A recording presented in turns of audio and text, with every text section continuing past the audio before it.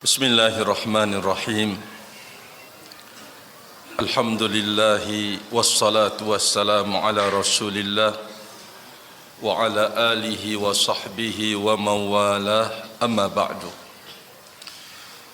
Ma'asyiral muslimin dan muslimat yang saya muliakan, berbicara tentang al-barakah, berbicara tentang miliknya Allah Subhanahu wa ta'ala, karena dialah yang memegang al-barakah. Gambaran al-barakah itu telah dijelaskan oleh para ulama, yaitu al-khairul kathirus thabit, sebuah kebaikan yang banyak, yang kokoh, itu barokah. Sekali lagi kita berbicara tentang barokah adalah berbicara tentang milik Allah Subhanahu wa ta'ala. Kita butuh padanya? Jawabannya, semua yang terkait dengan hidup kita butuh barokah dari Allah Subhanahu wa ta'ala. Kebutuhan kita kepada barokah dari Allah adalah kebutuhan yang bersifat darurat. Karena kalau satu dari perjalanan hidup kita tidak diberikan barokah oleh Allah, maka sebaliknya akan menjadi malapetaka. Sekali lagi, barokah itu adalah al-khairul kathirus thabit, kebaikan yang banyak, yang kokoh, yang terpelihara di sisi Allah Tabaraka wa ta'ala. Karena dia sebagai pemilik tunggal, yaitu Allah Jalla wa Ala, maka dialah yang punya hak untuk membagikan barokahnya kepada siapa yang dia kehendaki, kepada siapa yang diinginkan olehnya. Maka dialah yang punya hak mutlak untuk membagi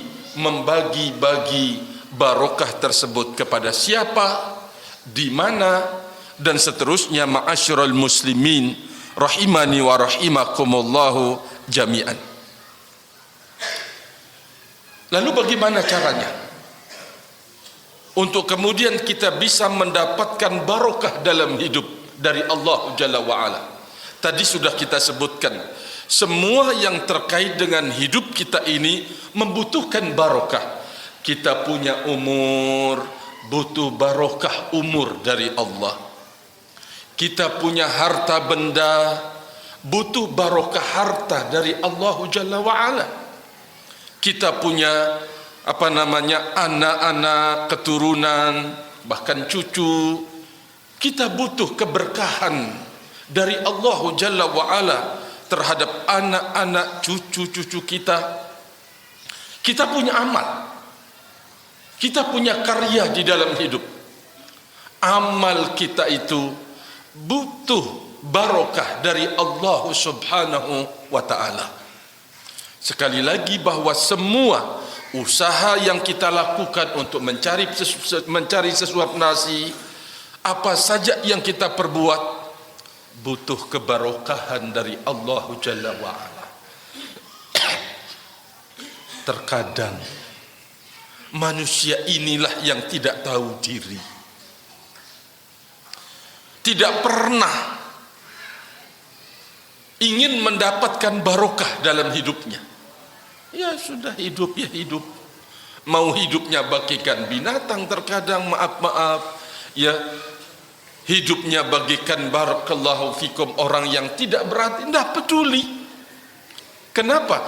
Karena hawa nafsu yang menguasai hidup, sehingga tidak ada lagi keinginan untuk mendapatkan barokah dalam hidup dari Allah Jalla fi'ula. Kita punya istri, ingin mendapatkan barokah dalam hidup bersamanya. Begitu seterusnya ma'asyiral muslimin, bahwa kebutuhan kita kepada barokah di dalam hidup ini kebutuhan yang bersifat darurat. Syekh Muhammad ibn Shalih Al-Utsaimin rahimahullahu taala mengatakan,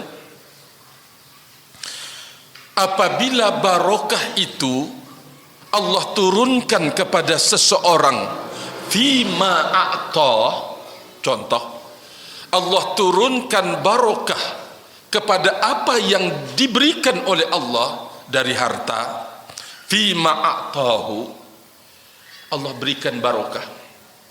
Apa saja yang diberikan? Allah memberikannya ilmu, Allah turunkan barokah pada ilmunya. Allah memberikan amal, Allah turunkan barokah pada amalnya. Allah berikan harta, Allah turunkan barokah menyertai hartanya.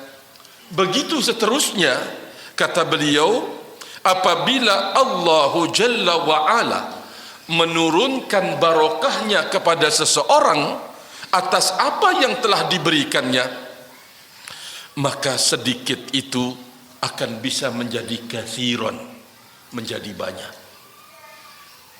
Sedikit akan bisa menjadi banyak. Sedikit namun bisa dia berbuat yang banyak dengannya. Sedikit dia bisa tenang dan tentram untuk menerimanya. Itu barokah. Barokah yang diturunkan oleh Allah Jalla wa'ala terhadap apa yang diberikan oleh Allah. Tapi kata beliau, wa idza nuzi'at, apabila barokah itu dicabut oleh Allah Jalla wa'ala, saral kathiru qalilan, apa yang diberikan itu banyak menjadi sedikit. Sehingga kan kita mendengar ada orang yang rakus, sudah punya ini tidak cukup, punya itu enggak cukup, tidak pernah merasa puas dalam hidup, sehingga tidak bisa menikmati apa yang diberikan oleh Allah Jalla fi'ula. Dia tidak bisa menikmatinya, selalu dirasakan, ditumbuhkan pada dirinya rasa kurang, rasa kurang, rasa kurang. Jadi apabila barokah itu sudah dicabut dari seseorang, maka yang banyak itu terasa sedikit. Kata beliau, wa kam min insan, betapa banyak dari orang-orang yang Allah telah menjadikan melalui tangannya khairun, banyak yang bisa dia lakukan dari kebaikan dalam kurun waktu pendek dan sedikit. Kenapa? Karena barokah yang diturunkan oleh Allah. Pendek waktunya, tetapi dia bisa mengumpulkan hal-hal yang sangat banyak dalam hidup ma'asyiral muslimin dan muslimat. Singkat waktunya, tetapi dia bisa mengumpulkan kebaikan yang banyak. Itulah barokah dalam usaha. Kata beliau, malam yaj'al ala yadi ghairihi fi ayyamin kathirah, yang tidak bisa terwujud kebaikan itu pada seseorang yang tidak mendapatkan barokah dalam waktu yang sangat panjang, bolak-balik, korban ini, korban itu, ini tidak kesampaian. Sekali lagi, itulah nilai barokah dalam hidup. Barakallahu fikum. Betapa banyak orang yang dia mendapatkan harta sedikit, lakin karena barokah diturunkan pada harta yang sedikit itu, mutanaim fi baiti, dia merasakan nikmat Allah, senang, riang, gembira bersama istrinya, bersama anak-anaknya, menikmati yang sedikit barokah yang diturunkan oleh Allah tabaraka wa ta'ala. Jadi sekali lagi bahwa barokah itu adalah miliknya Allah tabaraka wa ta'ala. Dia akan memberikan kepada siapapun yang dia inginkan dan kehendaki. Contoh misalkan, Dalam sebuah perjalanan, dalam cerita Anas bin Malik radhiyallahu taala anhu, kemudian diceritakan juga oleh sahabat Jabir ibni Abdullah, kata beliau, ra'aitu Rasulullah sallallahu alaihi wasallam wa hanat salatul asri. Aku melihat Rasul sallallahu alaihi wasallam dan telah datang waktu asar di saat itu. Faltamasan nasul wudu'a falam yajidu wadu'a falam yajidu.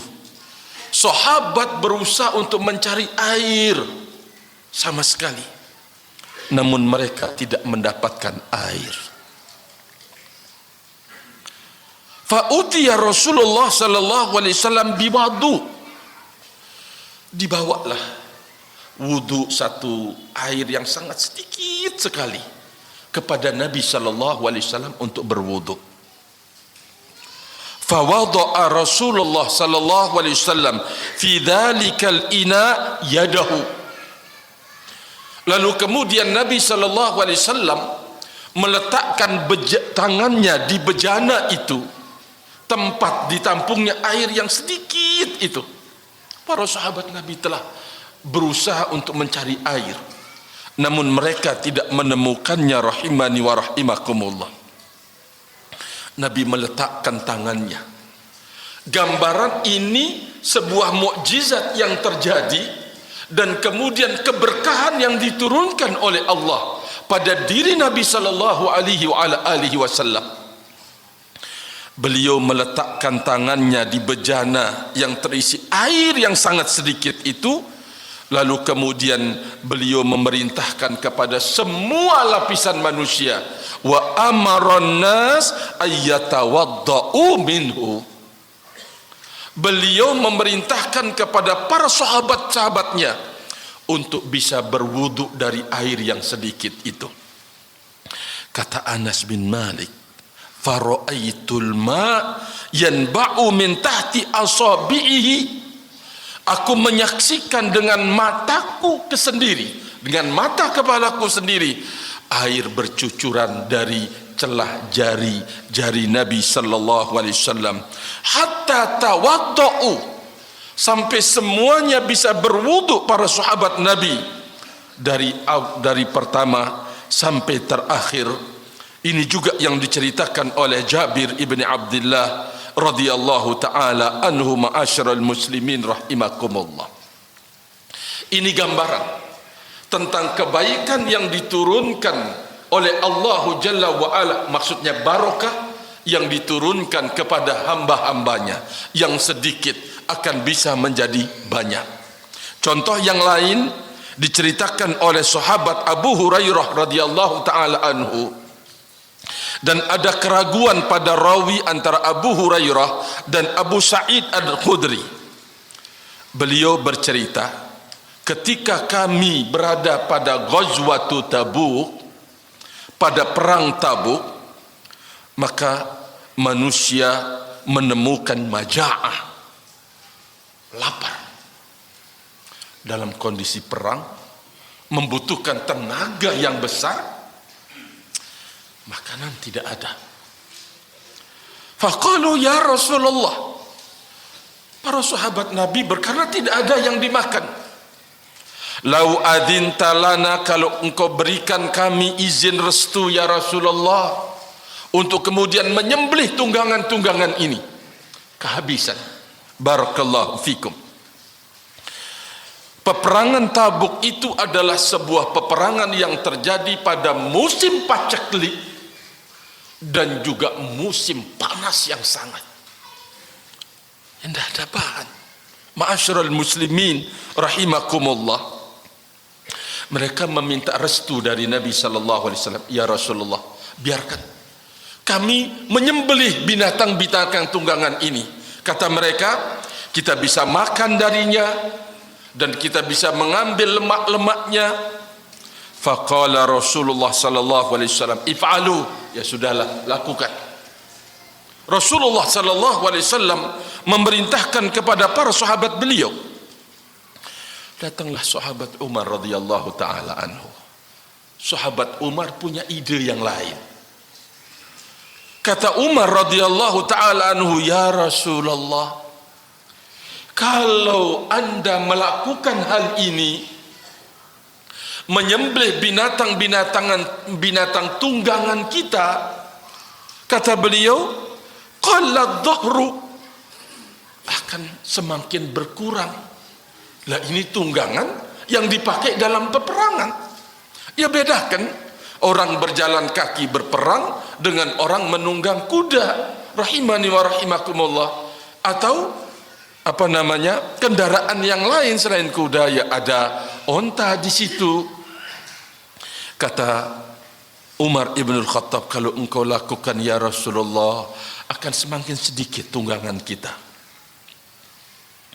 Kata Umar, "Walakin ud'uhum bifadli azwadihim." Ya Rasulullah, panggil mereka ini dengan membawa sisa makanan mereka, bawa. Kemudian kata Umar ibn al-Khattab radhiyallahu taala anhu, "Thumma du'ullahu lahum 'alaiha bil barakah."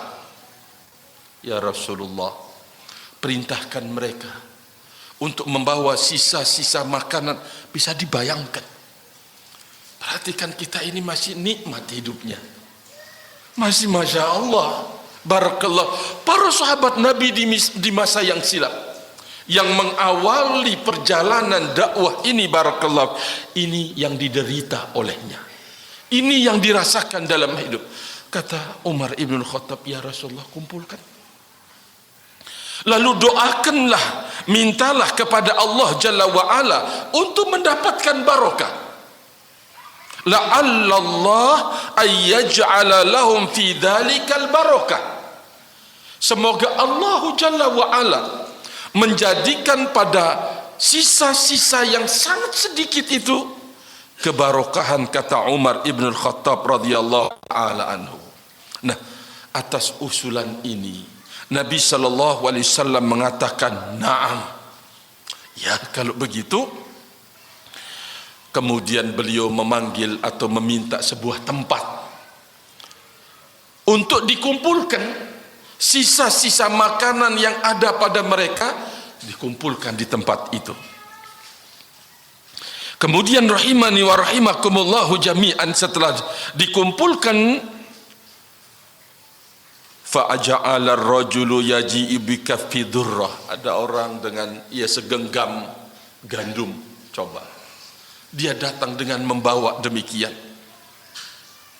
Yang lain datang dengan segenggam, setapak tangan, bi kaffi tamrin. Segenggam berarti apa yang ada dari sisa. Yang lain datang dengan satu potong roti. Yang lain sampai kemudian terkumpul. Ya bisa dibayangkan betapa susah hidupnya orang-orang yang terbaik bersama Nabi sallallahu alaihi wasallam. Umat yang terbaik yang menyertai Nabi kita, Imamul Anbiya wa Imamur Rusul. Seperti itu kehidupannya dengan dunia, rahimani wa rahimakumullah. Sampai kemudian terkumpullah di tempat yang diisyaratkan itu. Lalu Nabi sallallahu alaihi wasallam berdoa bil barakati. Fada'a Rasulullah sallallahu alaihi wasallam bil barakati. Lalu berdoa, Nabi berdoa untuk kemudian mendapatkan barokah makanan yang sedikit tersebut. Setelah Allah menurunkan barokah pada makanan itu, ini pasukan besar, pasukan yang sangat banyak. Apa yang terjadi?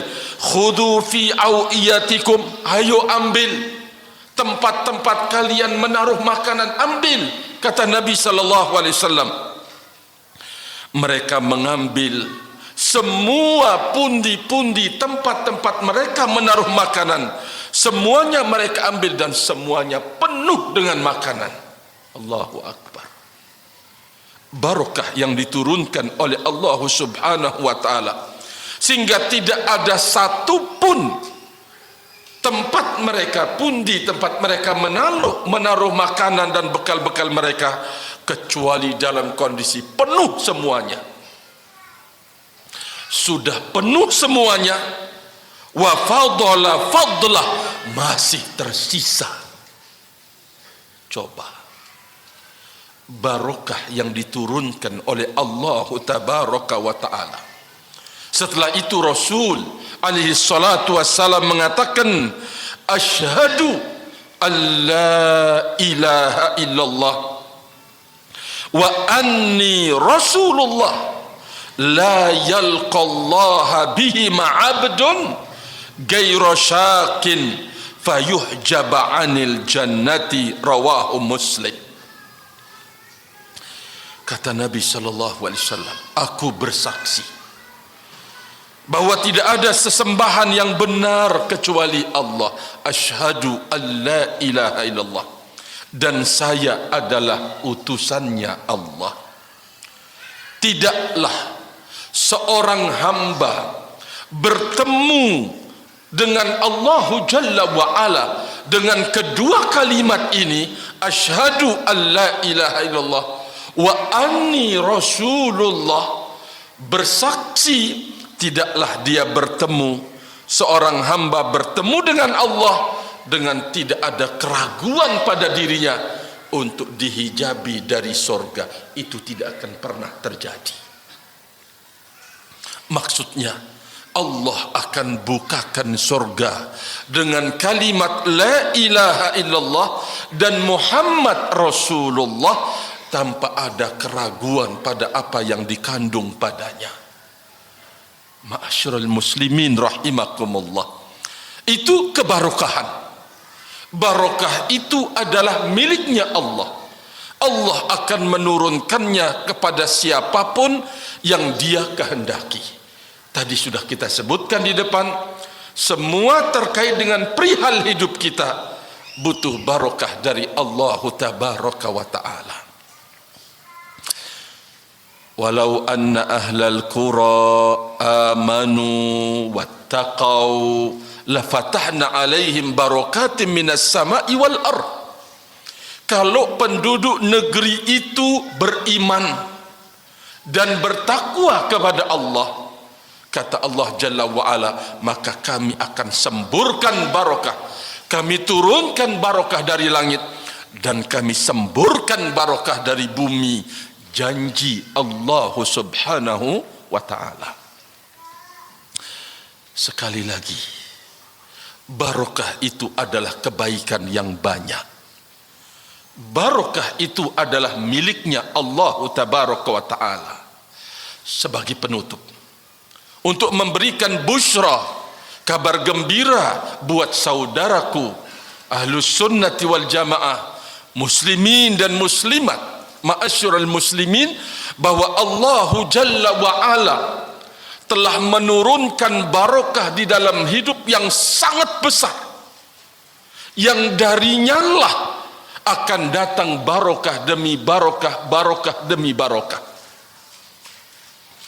Apa itu? Kebarokahan yang diturunkan oleh Allah Jalla wa'ala, yaitu wahyu yang diturunkan oleh Allah tabaraka wa ta'ala. Itu adalah barokah dari Allah. Rasul-rasul yang diutus oleh Allah Jalla wa'ala, yang kemudian ditutup oleh baginda Nabi kita Muhammad sallallahu alaihi wasallam, ini adalah barokah yang besar di dalam hidup. Rahimani wa rahimakumullah.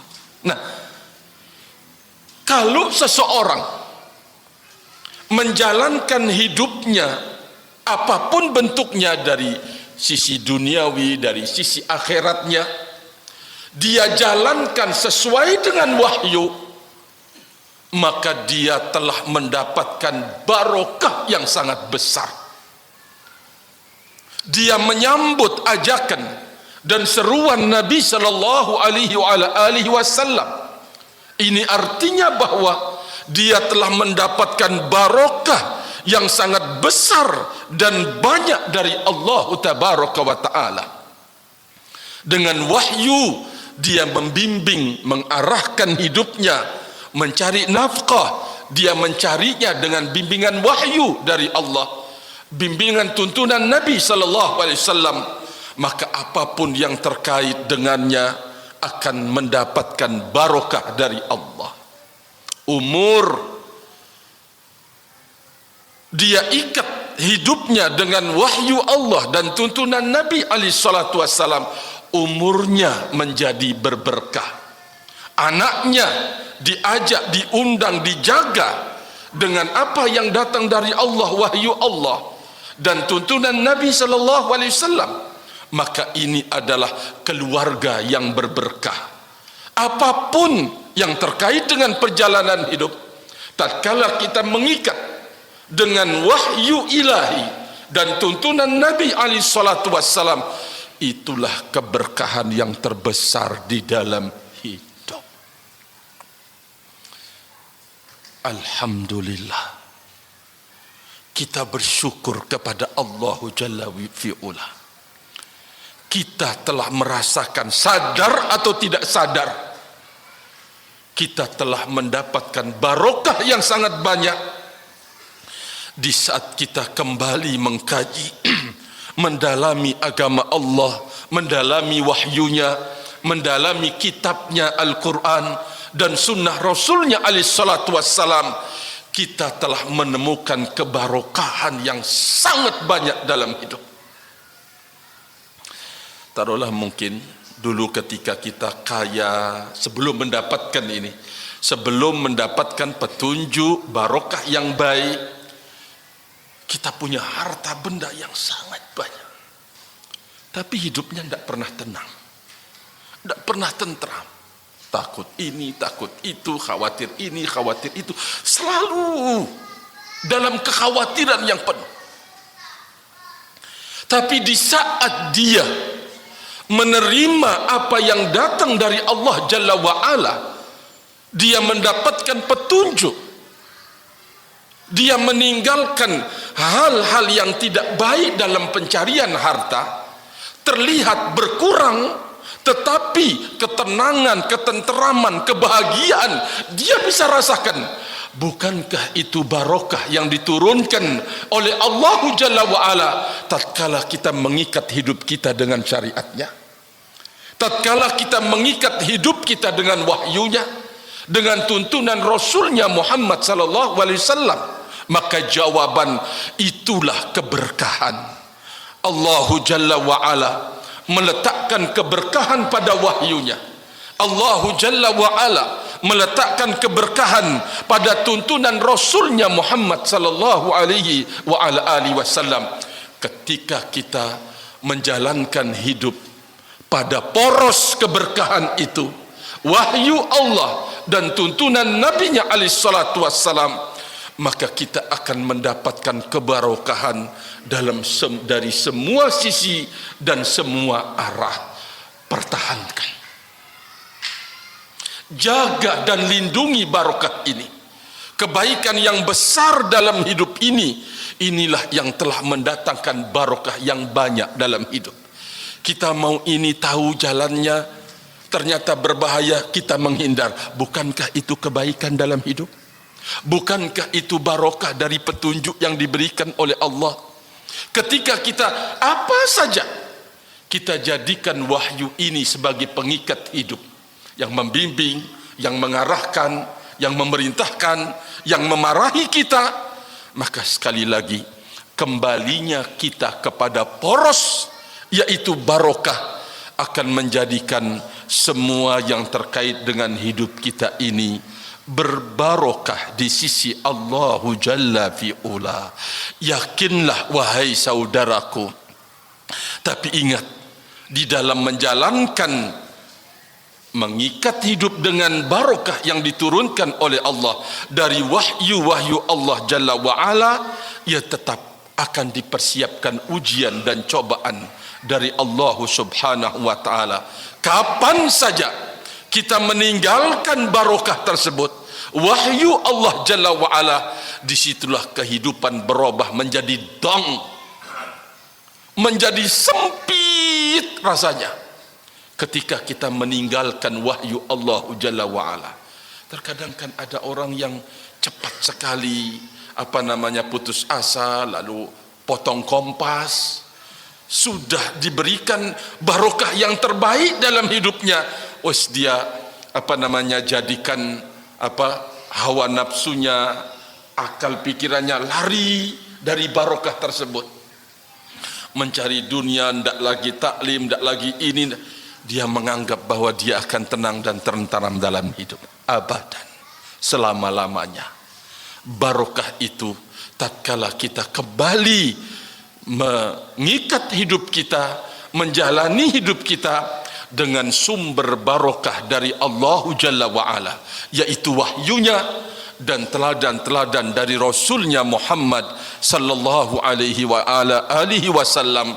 Sekali lagi, alhamdulillah, Allah Jalla wa'ala telah memberikan kita kebaikan yang besar ini, dan juga kita telah merasakan barokah demi barokah yang kita jumpai tatkala kita kembali kepada barokah yang besar ini.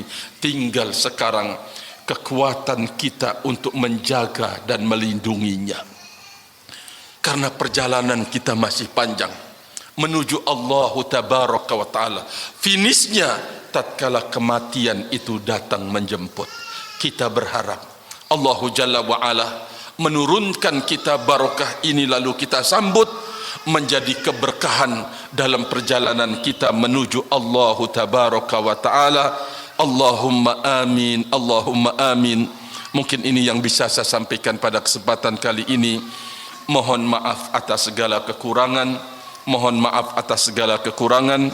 Wa akhiru da'wana anil hamdulillah. Subhanaka Allahumma bihamdika, asyhadu an la ilaha illa anta, astaghfiruka wa atubu ilaik. Wassalamualaikum warahmatullahi wabarakatuh.